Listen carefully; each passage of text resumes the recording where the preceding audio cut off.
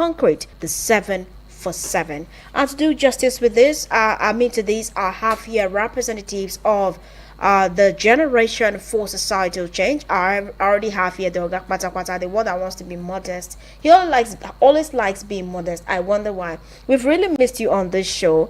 So good to have you back again, Mr. Sultan Kama. It's been a long time, but you've decided to grace us. Does that mean? Yes. I actually didn't know. Talking of someone else. Yes, That is the modesty. At least I wasn't lying when I talked about the fact that you love to be modest at all times. Well, why don't you like to blow your trumpet? Cassandra, I'm questioning your integrity now. First off, you took my seats down. Oh my goodness! So that I'll not be on the same stage with you. Now you're saying you already told me what happened to equality. Okay. Your seat cannot be higher than my own. Okay, yours has to be lower so that at least they'll be able to see me too. At least that's equality. At least all the listeners know what you're guilty of now. Good afternoon, Mr. Kamal. Good to see you after a very long time. How are you doing? Always a pleasure. Very well. I've been very well, actually. All right. Compliments is season 2. Oh, thank you very much. Thank you. I'm also a listener. Yeah, you're listening to me. When yes. Okay. All right. So if you're watching us now, you would see that it's not only Mr. Kamal here. We have August visitors in December. Yes, but I'm going to allow this very gentleman by my left and my right to do us the honor of introducing themselves, because I don't know how I'm surrounded with men, like men of timber and calabash. Yeah, that's how they say it. All right. So let me start.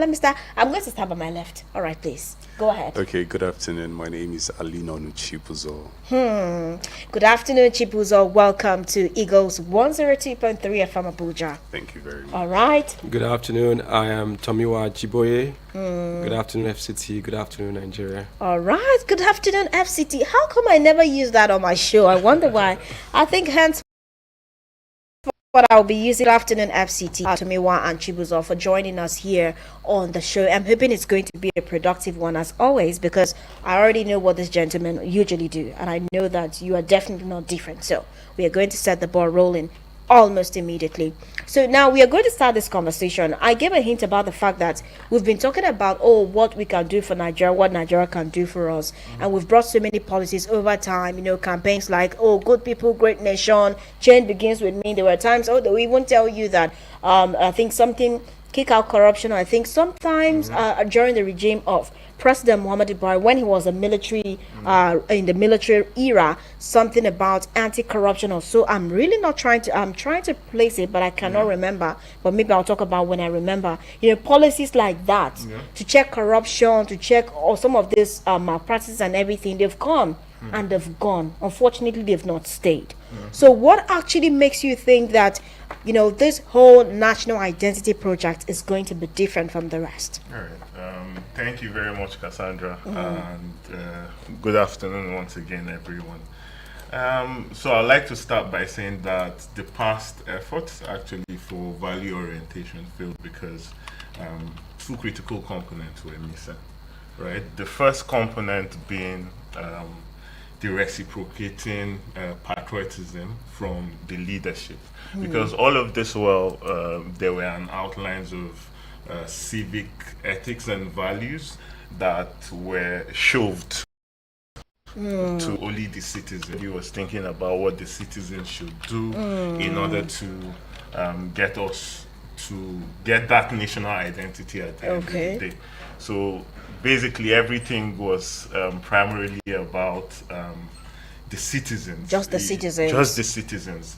One would like to argue that even the leaders were once citizens. But these days in our Nigerian nomenclature, it's quite different. You would see that I think there's an elite class and then the citizens at the end of the day. And some people feel like they are they are above the law, they are above all of these values and ethics that have been enshrined in the Constitution for us to abide and embody. So because it's silent that there aren't those elite classes, there aren't our leaders, a lot of it have come to fail. Leaders failed to be accountable and there was nothing really binding them to it. Leaders were the opposite of the national core values that were outlined for citizens to imbibe. Okay. And yeah, so it was one-sided. However, now it brought about this disparity, that unbalance that you will need in building something of that of such, right? Yeah. So the imbalance came due to the fact that you would agree with me that patriotism, for instance, which is why all of this national identity project is all about, national ethics and value about, because all the other values that are outlined are actually going to spoil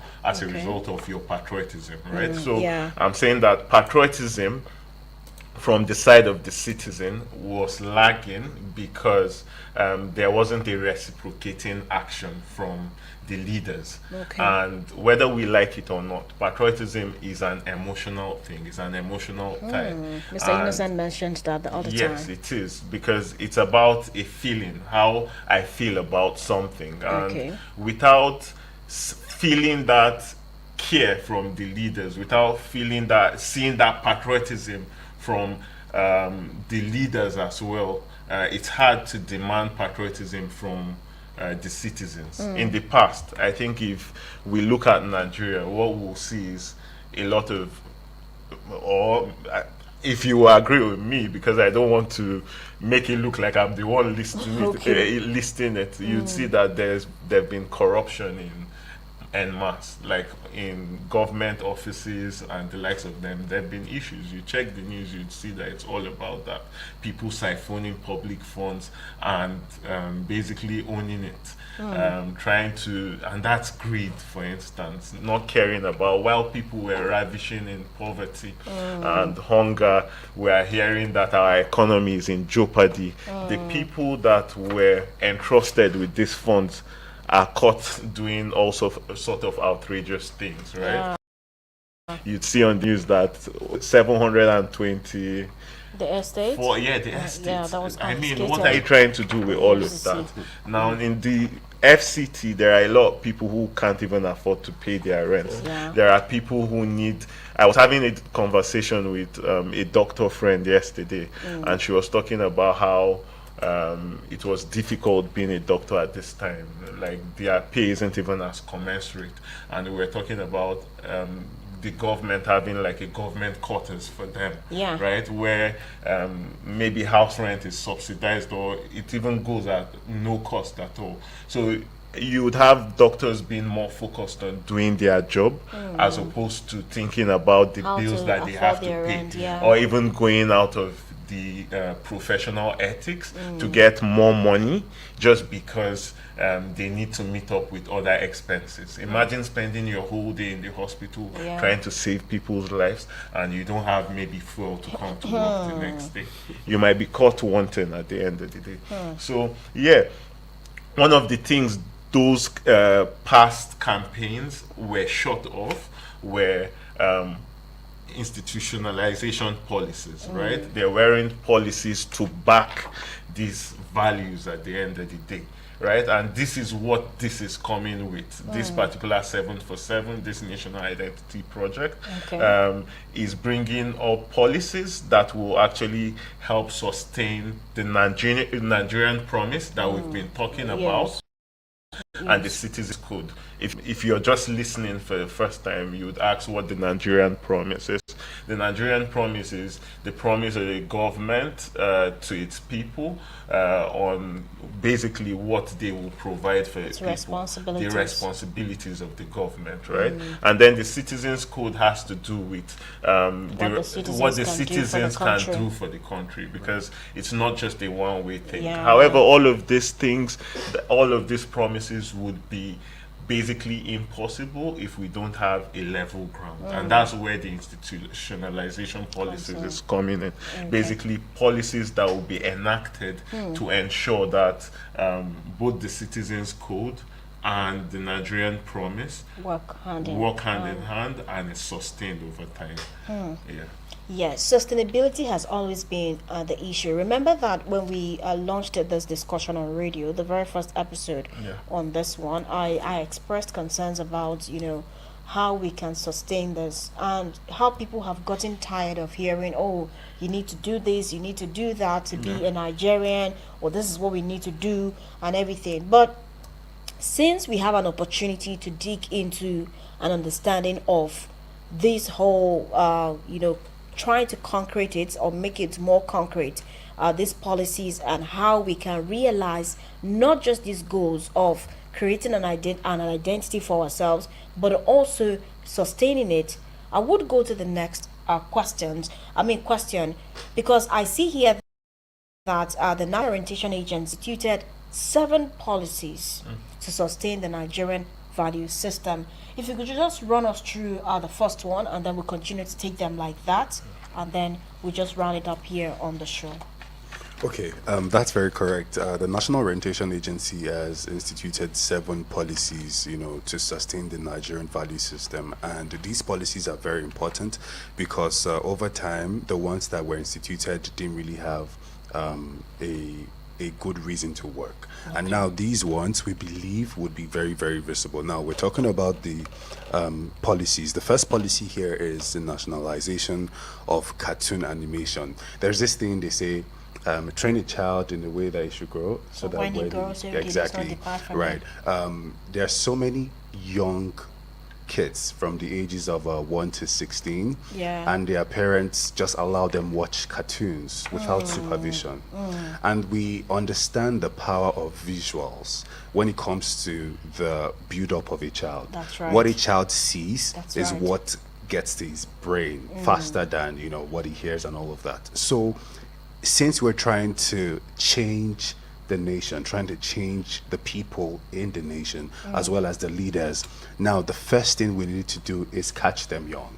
And catching them young means, what do kids love to see? They like to see cartoons, animations, and all of that. So the National Orientation Agency has deemed it fit to nationalize cartoon images in ways that can appeal to the Nigerian child, in ways that you get to hear Emeka, a cartoon called Emeka, somebody called Emeka in a cartoon. And I mean, we don't see these things happen every day. I remember when I was growing up, we used to watch Ben 10 and all of that. There were names that were not relatable to our own time. Exactly. We didn't see any Nigerian name in cartoons, but now you get to hear Emeka or Uchechi or Tomiwa or all of that, So it makes it much relatable to these kids that, I can call someone can call my name, and then, there's also a message behind that, teaching them what they need to know, the value system they need to practice, how they can be patriotic to Nigeria, and of course, how Nigeria can be patriotic to them as well. So the nationalization of cartoon animation goes a very long way in reshaping the mindset of our young kids. Reshaping the mindset, because they are in their cognitive stage, Exactly. and whatever that you show them, whatever that they see, is what they will likely pick. And that way, the kind of content that we use, especially to train our children, will foster that attitudinal and behavioral change that we want to see. And like you said, we have to catch them young. Exactly. It's not to say that we cannot correct ourselves when we become adults, but it's much more better to start when we are much younger. Exactly. All right, now I'm going to move on to you, Tomiwa, to give us the second point here among these key policies. All right. Thank you. So just on a lighter note, there's indeed a cartoon that anyway released. So one of the characters is named Tomiwa. Yeah. and this is very interesting. This is very, very interesting. So in the cartoon, the character Tomiwa was told to stop, to ensure he doesn't leave the tap running. And every time I'm using the tap, I remember Tomiwa was asked in a cartoon. Exactly, and that's me. I'm an adult, a full-grown adult. Imagine what that does to a child who watches that. And now the second item here is citizenship studies. And I like how this National Value Charter is patterned. It's well thought through. It's a well thought through process. So you have a child who watches a cartoon, and at some point this child phases out of that part of their life. They don't watch cartoons anymore. So how do we keep the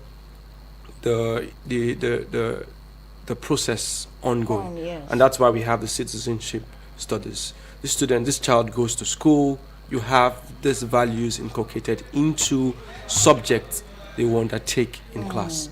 So you are done watching cartoons, now you are in school, you take civic education in class.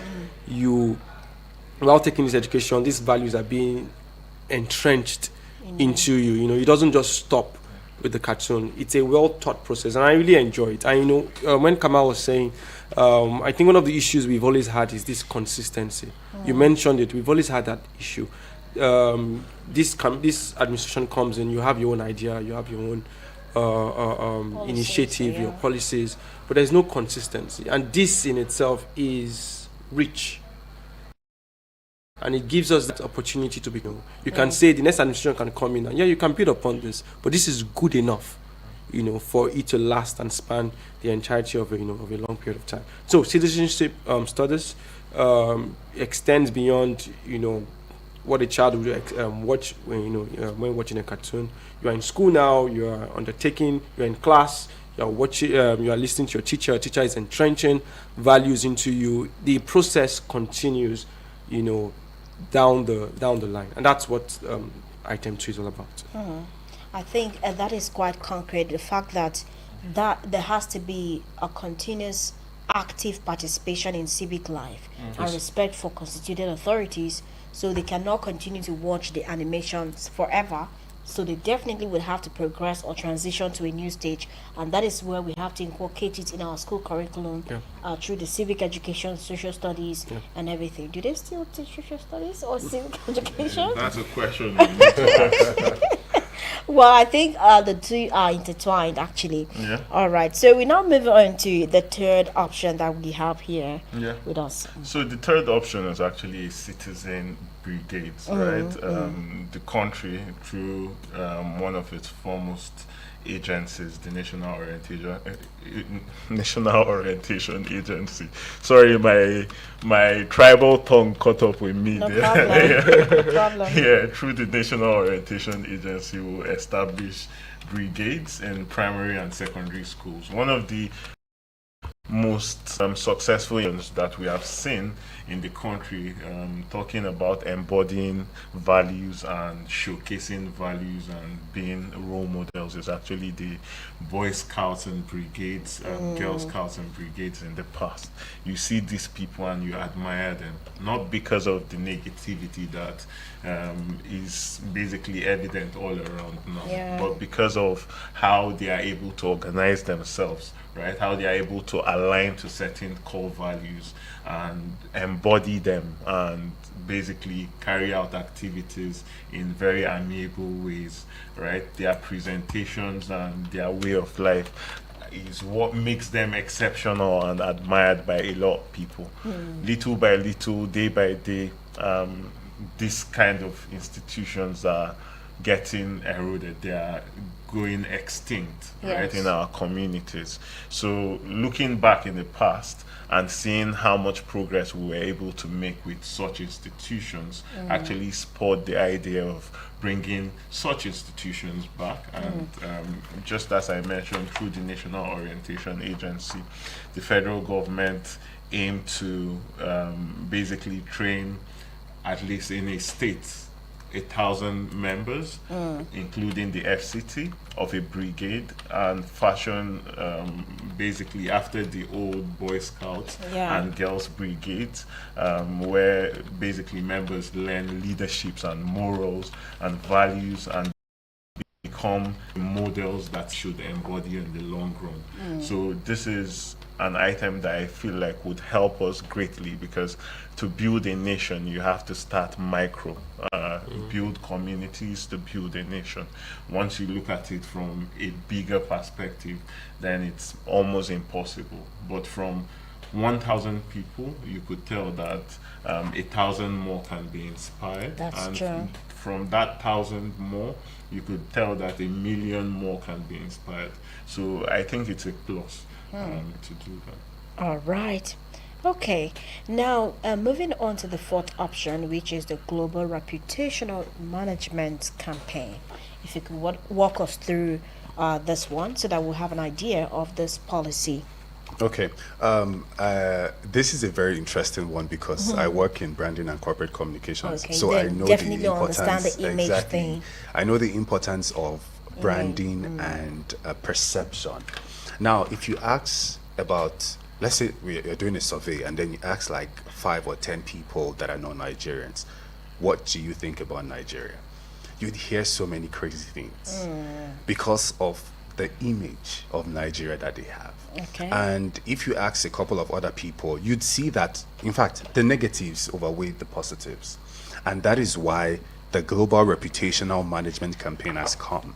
It has come to reshape the mindset. It has come to rebrand the image of Nigeria. If you check, there are so many organizations, some people trying to do this come into life. That's why NOA has decided to put up this as a very important national identity project, so that we can work towards changing the mindset that people actually have concerning Nigeria. Now, we're looking at traditional medias, we're looking at digital platforms, influencers, opinion models, everything concerning visuals, video, high quality, infographics, everything, just to change the ideology that people already have about Nigeria. And that is going to help us, because if, for example, now let's take, for example, people applying for the you're trying to travel to the US and then you apply for visa. There's a mindset of Nigerians that these people already have. I'm talking about the people that approve the visas and all of that. So if you go to the embassy and then you're about to, let's say someone from another country goes there as well, they would want to give more relevance to the other person than Nigerians. Why? Because of a certain mindset, exactly, perception that they already have about Nigerians. And it's crazy because there's nothing much that we can actually do about it, but that's why we're talking about it right now. It's important that it begins with you and I, and of course it also begins with the government. Once the government is able to pay their dues to Nigerians, then Nigerians of course will also pay their dues to the country. So basically the Global Reputational Management Campaign is one that has come to stay and be very, very effective in the national identity project. So Chibuzo, sorry to interject, if you could maybe lay more light on the part where citizens are also doing a lot of damage by the contents they put out there, and basically is what of course. So while this is maybe the institutionalization policies and it's mostly with respect to the leaders, I feel like it should. Of course, we've had several situations where Nigerians do some certain things and then it reflects on the entire nation as a country. I mean, it is what the citizens do that make people tag the country what it is, So it's a combination of both the citizens as well as the government, So it's both parties involved. It actually takes two to tango. Exactly. But at the beginning I talked about the fact that we've had campaigns like this. We still remember the very campaign of Good People, Great Nation, the one that was launched during former President Umar Musa Yar'Adua, that some people would say that program failed to resonate with many Nigerians because they just saw it as not being very concrete to boost the country's image. That's just saying slogans or chanting words, it's not going to be enough. I think it's more like you are speaking words of affirmation for Nigeria, saying, Nigeria, I want you to be this. Who are you? It's not going to work. For some people, they feel like we need to move beyond just the chance of affirmation and do something more concrete. But I see that this is also a part of the 7 things that you want to achieve with this 7 for 7 campaign. How do you see this being different from every other chant or slogan or campaign that we've ever had in this country? So basically, why this is different is because if you hear us talk, right, you would have already started seeing proofs to why this will work differently. You heard Tomiwa talking about nationalizing cartoons already, talking about Tomiwa offing the tap and how it had something to do with him. So more than just the government coming to tell you you must do this, they had already started putting policies in place and putting the works out there. Okay. Same as the media campaign. Before, you'd see that a lot of global reputation and damage has already been done. It's a very dicey topic now to touch, Yeah. but I will still touch it, right? Because something is done differently. I saw a certain Kemi. Badenoch. Yes, But bad yeah. enough, right? Talking about Nigeria in a certain way. And I saw a response, a very precise response from a vice president trying to basically correct the face. So, yes, it's an opinion. Yes, every opinion is respected. But the leaders are putting themselves forward, right? And even role models, right? Talking, basically taking us back on track, saying that, yes, she might have thought about this and he respects her opinion. But this is us Nigerians. You need to realize that, because whether you like it or not, there are people who respect that submission. But whether you like it or not, it's doing us a lot of damage on the global front, because nobody would want to. People call your dog what you call it, right? Yeah. Kemi is one of the most influential among us, right? She has a good position to put us right back on track. Yes, she might basically not be in alignment to a lot of the things that are happening that are wrong within the nation. But a statement from her can be so damning to our reputation on the global front, because it's coming from one of us. So in order for us not to, would have just felt deflated and nobody in defense, right? But there are conversations around it already and putting it right back on track. So more than just the policies being enacted, you could see that we are saying in precise terms the things that are intended to be done and the things that are already in place, right, to go. So I'm sure maybe during the conversation I could also share some policies that are already existent, and I'm a living testimony to some of that, those policies. All right.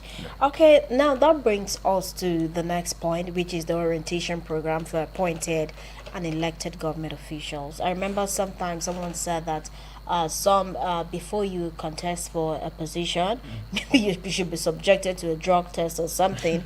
Maybe it's not similar to what we are saying, but I think it just points to the fact that some people feel that even as a political leader, you should not be above certain things. And from what I see here, this is proposing a situation where there will be an orientation program for these elected government officials or those that have been appointed. Do you think that this is something that we could work with and also achieve that identity that we want to create for Nigeria? Yes, definitely. What is good for the goose It's good for is the good for gander. the gander, and particularly when you see all the other items we've mentioned here for the policies, it sort of focus on the citizens, Okay. and what the citizens can do, to entrench these values. Now, this addresses specifically those in government offices, those elected and appointed, having an orientation program for them. And I see this document, this National Value Charter, as a social contract. One thing you should understand about contract is that there are two parties to it, and both parties have obligations. They have duties and obligations. They have rights that they enjoy, and they also have their duties and obligations. And under the social contract, each party, there are things expected of you. There are things that you should enjoy. There are things that are expected of you. And under this item 5, it's expected that before you undertake this task that you've been given as an elected official, you have to undergo this orientation program. Do you see? So it's beyond you just receiving the return certificate by INEC. You undergo this program. So there's no question to, I didn't know. Or I didn't know I could have done it this way. It's been clearly spelled out at this program, at the orientation program, that this is what is expected of you as a leader, as an appointed. So it's not just as an elected leader, as an appointed leader. This is what is expected of you. It's a social contract. The people are playing their part. You as an appointed leader, as an elected leader, you have to also play your part. And I feel it really answers the question you had asked Kamal earlier on, about what's going to be different. How do we ensure this consistency? This is one of the ways we ensure that consistency. The people are playing their part. those in government are also playing their part. Yeah. Okay. All right. Well, I think, like you said, the need for accountability and continuous improvement, because even these people are humans and they're Nigerians first before they become leaders or, let's say, appointees. And for them to be well prepared to serve the public and also contribute to effective functioning of government institutions, they must have an idea and understanding of what they are going there to achieve. All right, now we are going to move on to the next part, the incorporation of value orientation as part of NYC and ITF. I know that people have had opinions about the NYC scheme. I mean, the project where they talk about the fact that it should be scrapped. I think at some point it was so debatable that some people said there is no value for it and everything. But I have a different opinion. I don't know if it's unpopular, but I think that NYC is something that we should not take for granted, because I am a beneficiary of it in so many ways. Maybe not monetarily, but it opened doors for me, very big opportunities for me to meet people that I ordinarily I never expected I would ever meet. And I got to connect with people from different parts of Nigeria to see what happens outside from my own perspective, where I was at the time, and what I got to know when I went to serve. So how can we continue to promote this? Because remember that some people, there is that, grievance against the NYC. Some people are like, okay, why are you forcing people's children to go? Why not allow them to serve in their home states? Why do you want to send them far away so that insecurity will take them and everything? And we've had, it's not as if they are doing that in isolation. We've had cases that we can point out to that sometimes core members, prospective core members, are on their way and they kidnap the entire bus and nobody hears about them until a very long time. So how do we help Nigerians to regain confidence in this, that the incorporation of this value orientation through NYC and other projects like the ITF is something that is meaningful? So I would like to start by saying I've been itching to answer this question. Please go right? ahead. I've All been means. really itching. All right. And firstly, I would like to also apologize to Chibuzo, Tomiwa, and the National Orientation Agency for telling personal stories. In this studio, I have a testimony for why it shouldn't be scrapped. For everybody that have listened to Tomiwa and Chibuzo, you could tell that it's not just oratory. It's people who have passed through process and they actually know about what they are talking about, right? It would interest you to note that Generation for Societal Change, through the collaboration that we have with NYSC and yes, basically the NOA established the CDS, the NOA GSC, CDS, and in that CDS, we are saddled with the responsibility of sensitizing the citizenry on national ethics and values. But you can't just pour from an empty cup. You can't give what you don't have.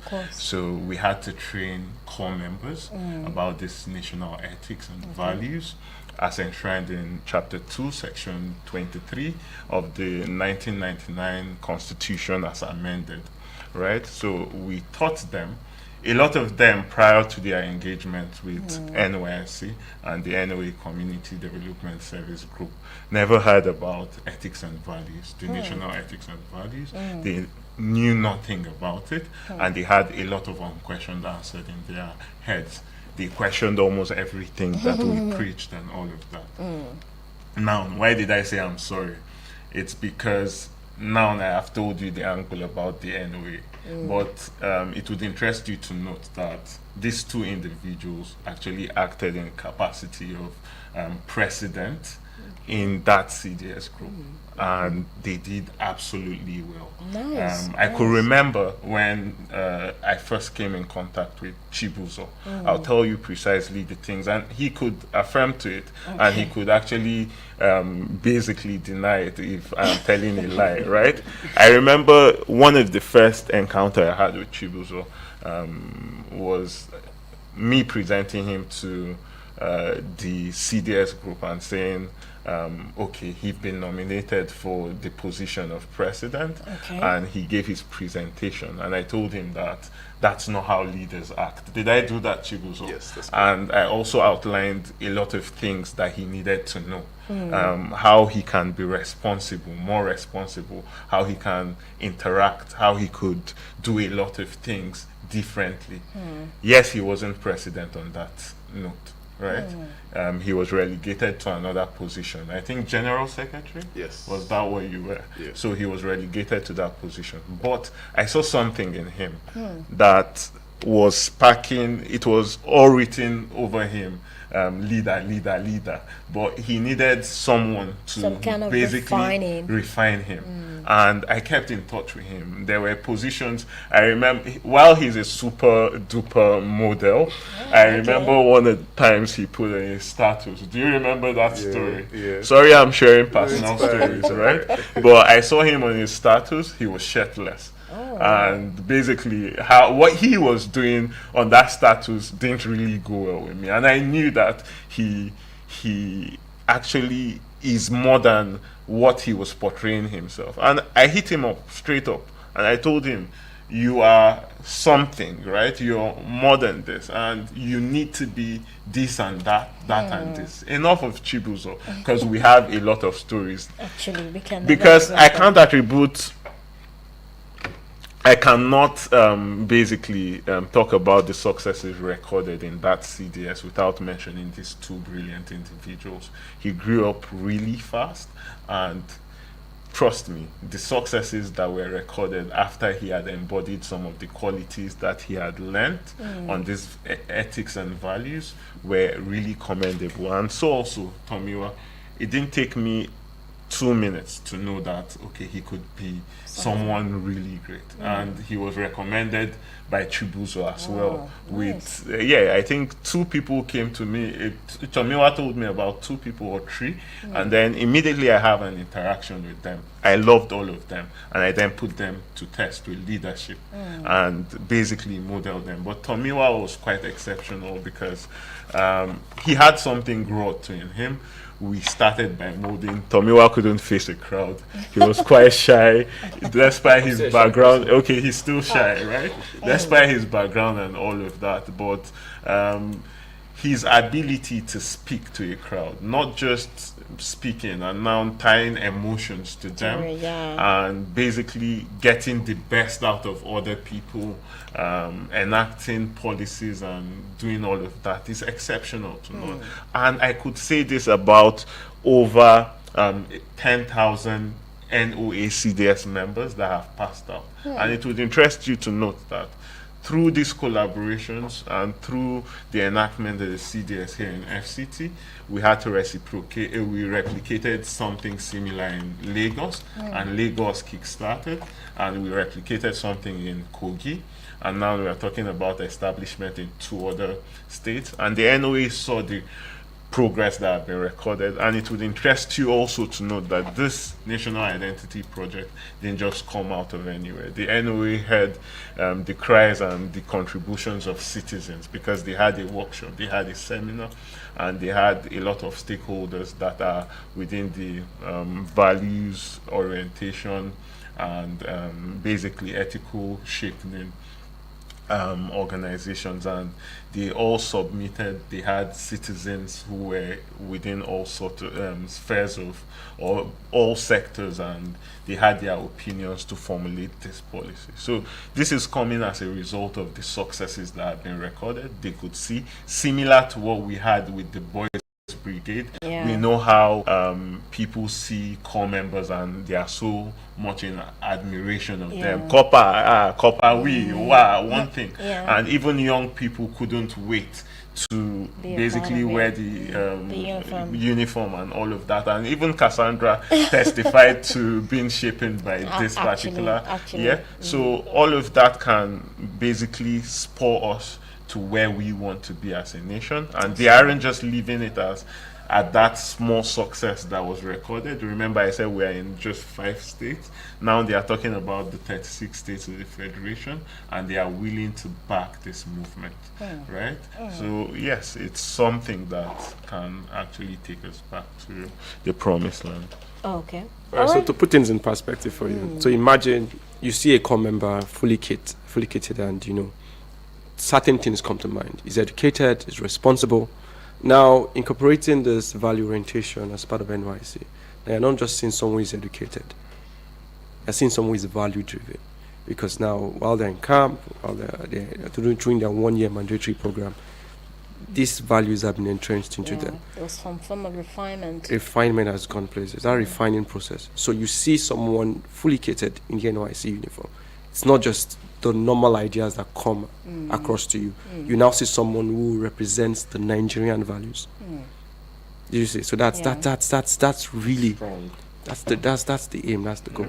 I really like the fact that you've taken out time to break this. I think I don't know why you're apologizing for giving very practical examples, but every time we come here, I don't want it to look like it's an echo chamber. I want it to be like we are making impact. We are not just talking for the sake of it, but you've been able to make an impact, and I think it just goes to show that there is still more that we can do, especially when we put our minds to it, and this includes creating that national identity that works for every other person, not just for us as citizens but for the country at large. So I'm really quite mesmerized by the breakdown you've given to us. It shows that impact has been made, and impact is still being made, and more can be done.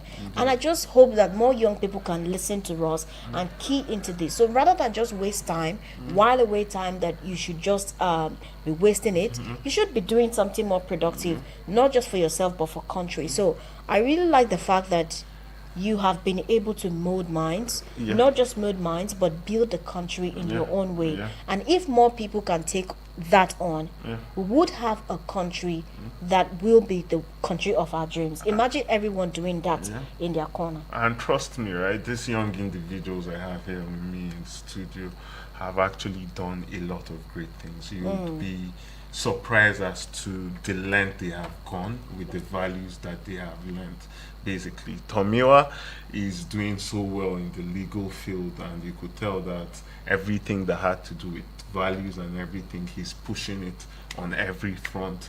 He's done a leadership campaign somewhat beginning of the year, and he had a lot of young people around. Chibuzo Chibuzo as well, in a lot of fronts. He've had numerous awards, exceptional ones. I saw on his status, was it day before yesterday, he being awarded as one of the most creative staff at his and then a lot of other awards that have come with him.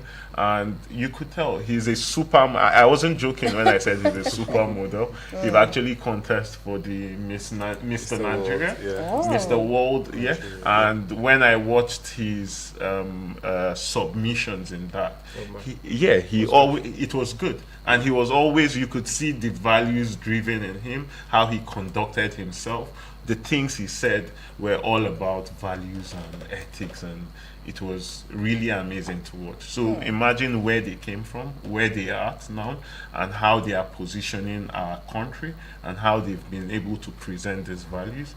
Just imagine how many youths can benefit from this. I think that this, what you're saying just puts, I think it should be like a pointer to what the average Nigerian citizen, regardless of gender, should be, especially now that so many abstract things, or should I say vices, are being made as being normal. Cassandra being an excellent presenter. Oh my goodness. Okay. My mind is blown. Like, I see the way I'm just looking at you.